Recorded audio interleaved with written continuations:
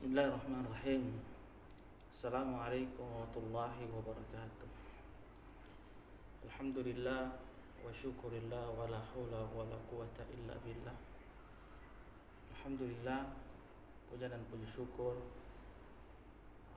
kita panjatkan atas kehadirat Allah Subhanahu wa taala, atas segala nikmat dan karunia-Nya yang tentu diberikan kepada kita. Dan mari kita senantiasa bersalawat kepada Rasul Muhammad sallallahu alaihi wasallam. Alhamdulillah, terlebih dahulu perkenalkan, nama saya Fahmi dengan NIM 252086108007. Yang terhormat Ibu dosen pengampu pada mata kuliah pendekatan dan strategi pembelajaran PAI, yaitu Ibu Dr. Dika Tripitasari, SPD MPD.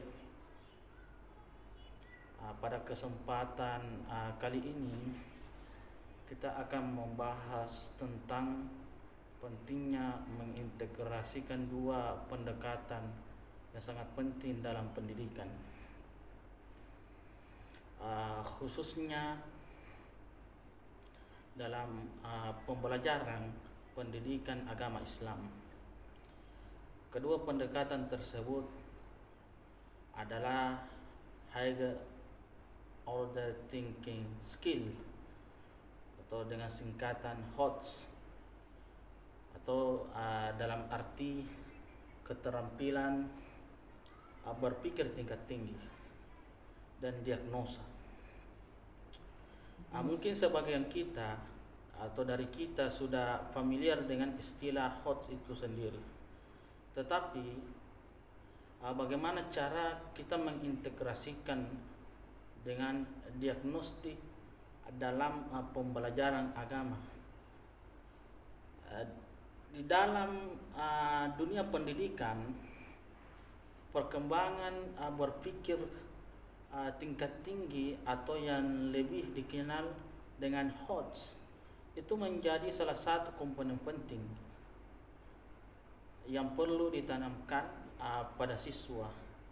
Jadi HOTS ini mengajarkan kepada siswa untuk tidak hanya sekedar menghafal materi, tetapi lebih jauh lagi untuk bagaimana kita berpikir kritis, bagaimana kita menganalisis, bagaimana kita menyintesis, dan bagaimana kita mengevaluasi informasi yang sudah ada. Jadi dalam konteks pendidikan agama Islam ini, hal ini menjadi semakin penting. Kenapa?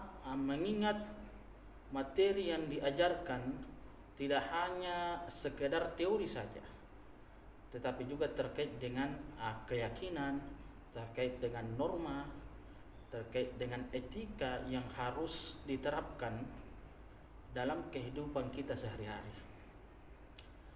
Sementara itu, diagnosa berperan untuk membantu pendidikan atau untuk membantu pendidik untuk lebih memahami daripada kondisi pemahaman siswa terhadap materi yang kita berikan.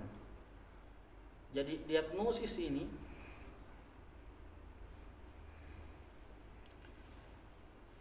itu lebih kepada kondisi pemahaman siswa.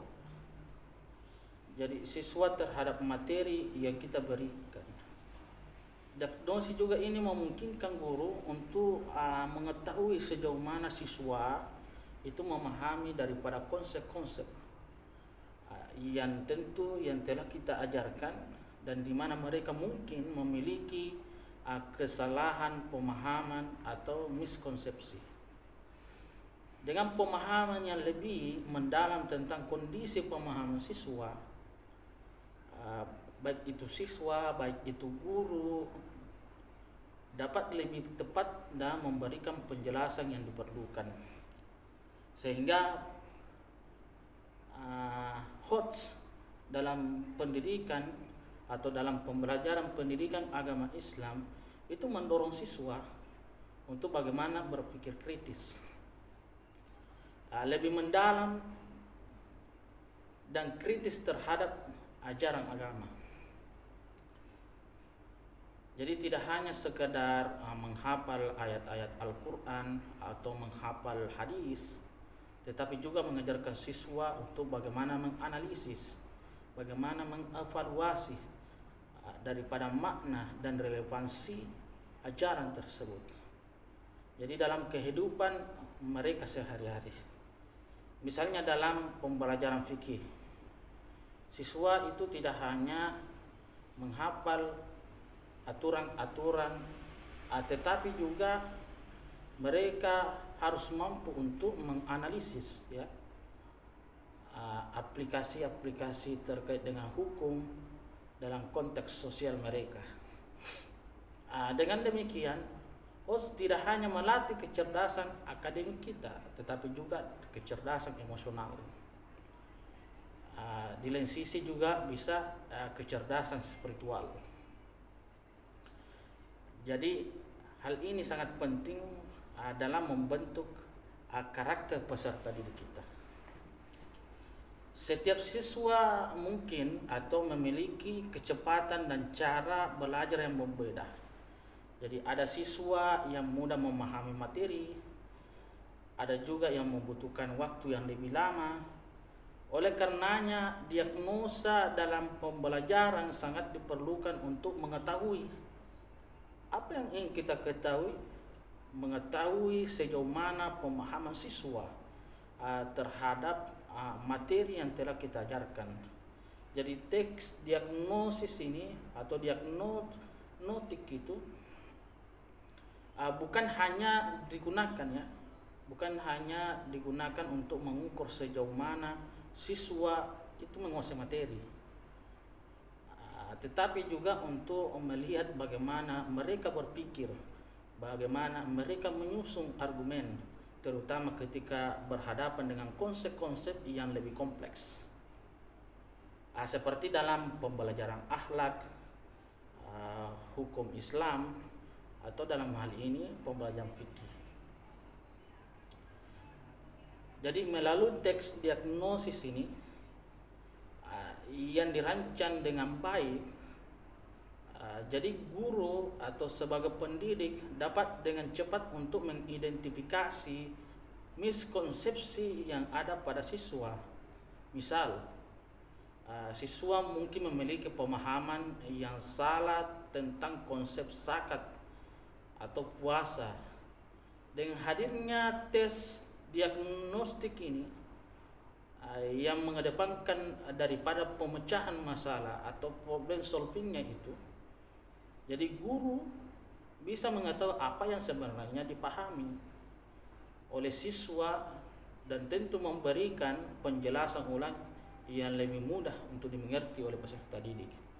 Jadi dengan hadirnya problem solving atau pemecahan masalah, guru mampu untuk mengidentifikasi apa-apa yang kurang dalam siswa itu sendiri. Contohnya tes diagnosis untuk identifikasi terkait dengan pemahaman. Jadi pendidikan atau pendidik dapat memulai dengan memberikan tes diagnosis, dan pada awal pembelajaran untuk melihat sejauh mana pemahaman siswa.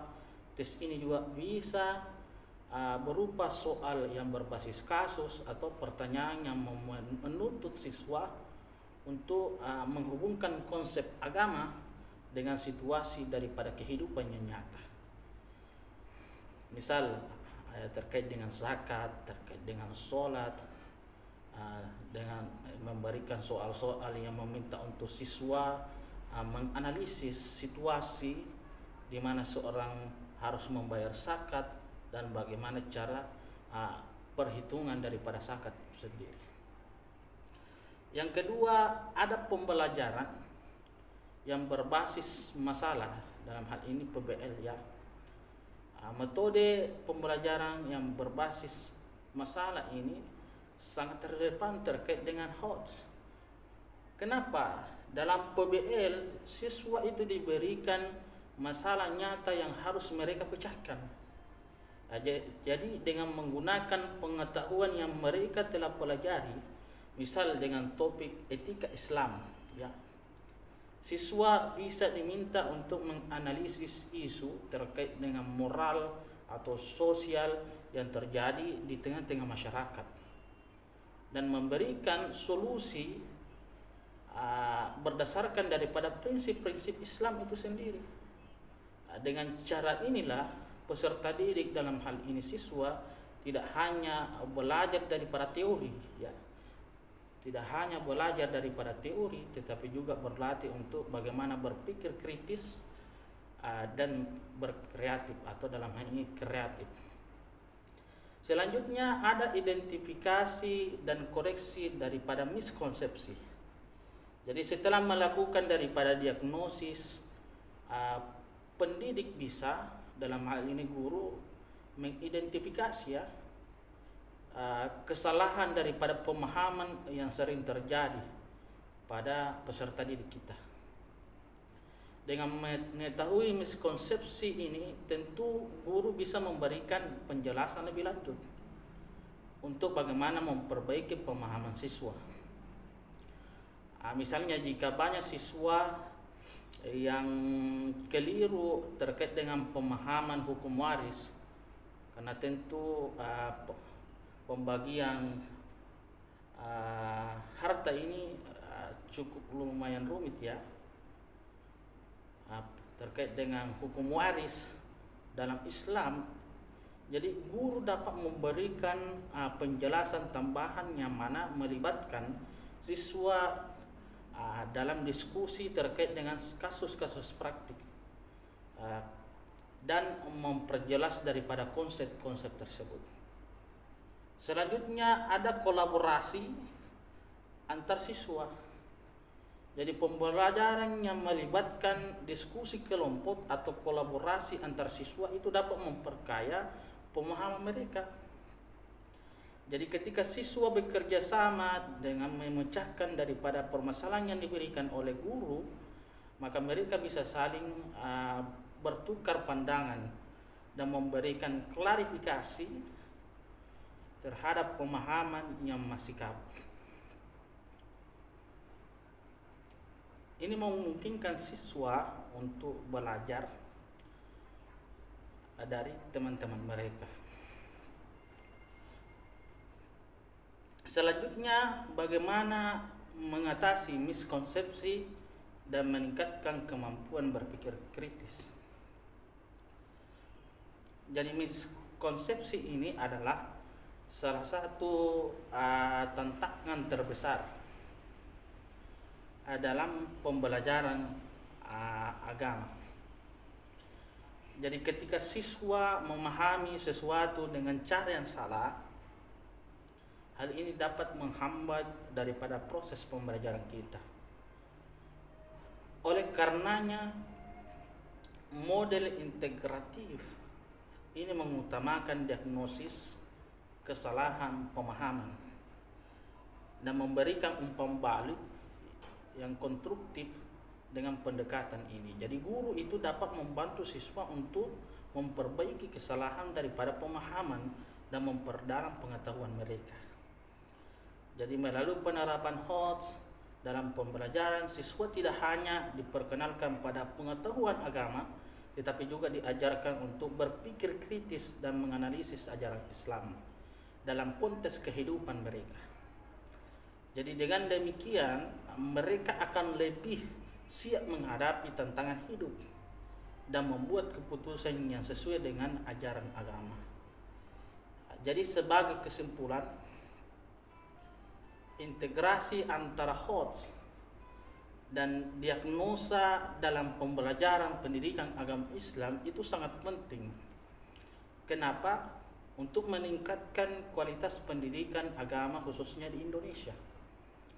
Dengan model ini, siswa tidak hanya diajarkan untuk menghafal, tetapi juga dilatih untuk bagaimana ia berpikir kritis, menganalisis, dan mengaplikasikan ajaran agama dalam kehidupan nyata.